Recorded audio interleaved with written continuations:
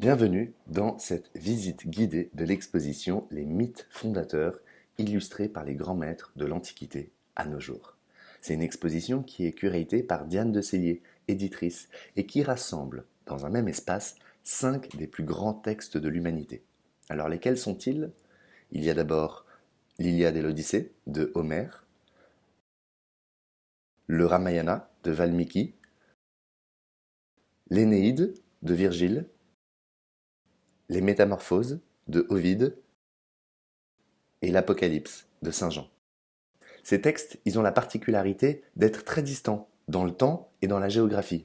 Mais on se rend compte que, à travers ces mythes, eh bien, il y a comme une sorte de fond commun dans les histoires, dans les morales, dans la structure du récit.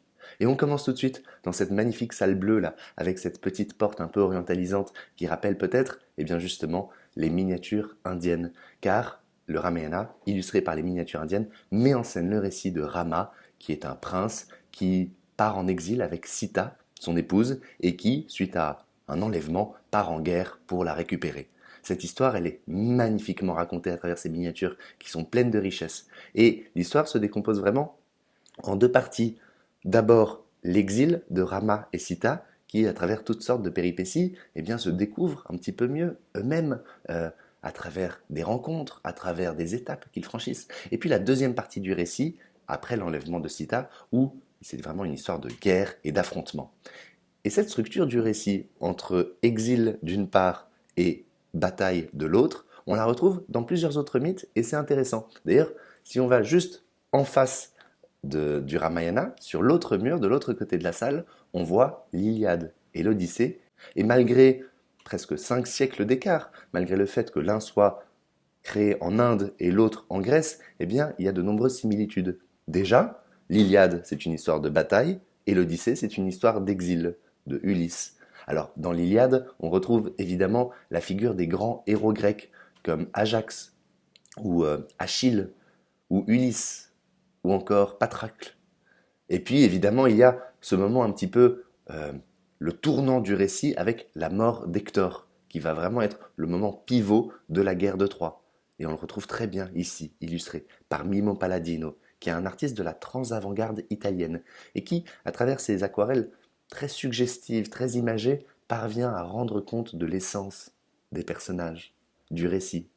Et on le voit encore mieux dans la deuxième partie du récit, qui est l'Odyssée. L'Odyssée, c'est le moment où Ulysse cherche à rejoindre Ithaque et sa femme Pénélope et son fils Andromaque.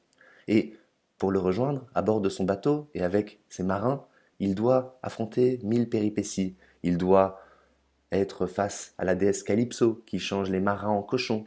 Il doit affronter le Cyclope. Il doit choisir entre l'île de Caribe et l'île de Scylla. Il doit massacrer les prétendants. Bref, toutes ces péripéties vont permettre à Ulysse de mieux se connaître. Et à travers son récit, eh bien, nous apprenons un petit peu plus sur les valeurs, les morales et la culture grecque qui, encore aujourd'hui, infusent en nous. Mais on continue, parce que les mythes, eh bien, malgré leur ancienneté, ils sont toujours autant d'actualité. Et c'est particulièrement frappant lorsque l'on met côte à côte les Métamorphoses d'Ovide et l'Énéide de Virgile. Alors, l'Énéide de Virgile, il est construit de la même manière qu'avant, une période de bataille et une période d'exil. Les Métamorphoses, c'est un peu différent. C'est un peu l'inventeur de la série télé qui se déroule en plein d'épisodes différents et où les personnages parfois se recoupent, parfois se séparent. Ce qui est intéressant dans cette salle, c'est qu'on a mis côte à côte l'Énéide de Virgile illustrée par les fresques et les mosaïques antiques et de l'autre côté les Métamorphoses illustrées par la peinture baroque. Ce qui veut dire que entre les œuvres de l'un et les œuvres de l'autre, il y a plus de 1500 ans d'écart. Et pourtant, c'est troublant. Parfois, on a presque du mal à savoir laquelle est antique et laquelle est baroque, datant donc du XVIe, XVIIe siècle. Ici, par exemple, on a le tableau de la chute de Phaéton, de Sebastiano Ricci. C'est un très beau tableau, avec une composition mais complètement révolutionnaire pour l'époque. Le personnage tombe, il y a des enchevêtrements de corps, de chevaux, de nuages et d'éclairs. Et l'histoire est assez rigolote. En fait, Actéon, c'est le fils de Apollon. Et Apollon, c'est le dieu du soleil. C'est lui qui, avec son petit char, amène le soleil du lever jusqu'au coucher. Sauf que Actéon, il a envie de faire comme papa. C'est normal, un peu comme tous les fils. Et donc, il vole le char de son papa. Il vole le char avec le soleil derrière lui.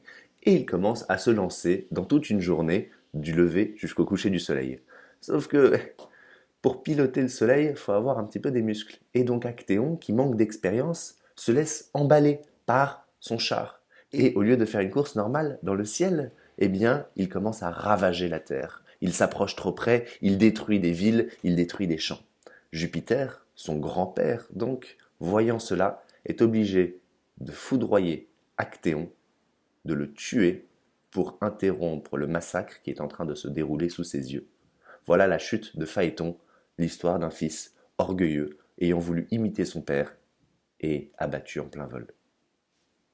Ces histoires de métamorphose, elles sont racontées très bien ici, à la fois par les mosaïques romaines et à la fois par la peinture baroque. Et il y a des scènes très émouvantes, comme par exemple ici, Prospérine. Prospérine, c'est la femme de Hadès, dieu des enfers. Et ils ont passé un petit deal entre mari et femme.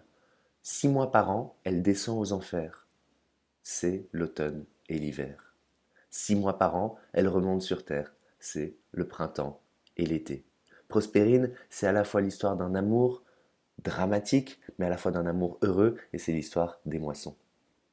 Et on finit par un dernier mythe, celui de l'Apocalypse, écrit par Saint Jean, environ au 1er siècle. Ici, elles sont représentées et illustrées par les tapisseries d'Angers.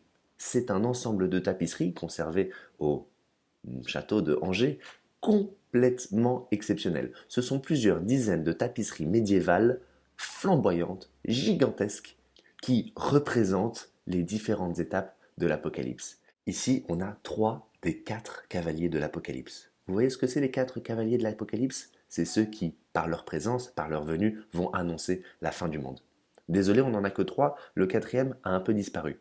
Mais vous pouvez voir le premier, le cavalier blanc, qui porte les attributs de la guerre. Il porte un arc et il est accompagné par un ange. Et il est monté par un roi fatigué et vieux. Le deuxième cavalier, c'est le cavalier noir. Et il est symbole de la famine. Voyez comment le visage du cavalier qui le monte est verdâtre et rachitique. Et enfin, le dernier cavalier, c'est le cavalier livide. C'est déjà un squelette. Et pourtant, il est souriant, triomphant. Derrière lui, les feuilles des arbres jaunissent. Derrière lui, une tour en flammes abrite déjà les créatures des enfers. Et lui, la mort, triomphe après son passage sur terre. Voilà un petit peu les scènes de l'Apocalypse. On peut en évoquer plein d'autres, comme par exemple les trompettes de l'Apocalypse qui annoncent le déluge ou d'autres événements. Je vous laisse découvrir cette exposition sur les mythes fondateurs. Ils vous en apprennent beaucoup, à la fois sur les œuvres, sur les textes, mais aussi sur les cultures qui, encore aujourd'hui, façonnent notre monde. Bonne visite et à très bientôt.